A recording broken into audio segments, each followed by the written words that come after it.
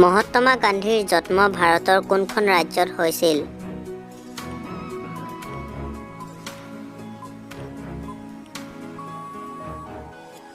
উত্তৰটো হৈছে মহাত্মা গান্ধীৰ জন্ম ভাৰতৰ গুজৰাট ৰাজ্যত হৈছিল। পৃথিৱীৰ আটাইতকৈ উষ্ণ মহাদেশ কোনখন?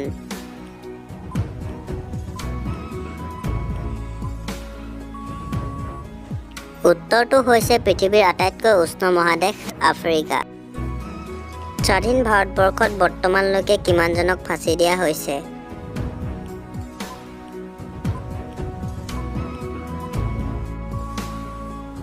উত্তৰটো হৈছে স্বাধীন ভাৰতবৰ্ষত বৰ্তমানলৈকে 57জনক ফাঁচি দিয়া হৈছে। পৃথিৱীৰ উপলব্ধ আটাইতকৈ কঠিন পদাৰ্থ কোনটো?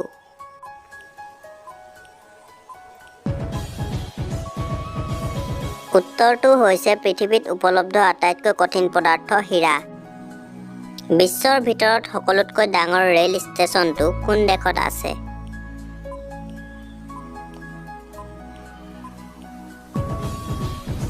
উত্তৰটো হৈছে বিশ্বৰ ভিতৰত সকলোতকৈ ডাঙৰ ৰেল ষ্টেচনটো আমেৰিকা দেশত আছে।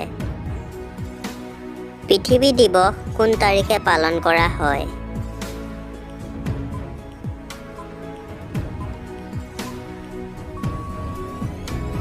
উত্তৰটো হৈছে পৃথিৱী দিৱস 22 এপ্ৰিল তাৰিখে পালন কৰা হয়।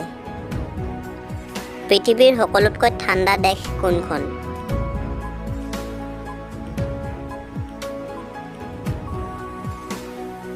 উত্তৰটো হৈছে পৃথিৱীৰ সকলোতকৈ ঠাণ্ডা দেশ ৰাছিয়া।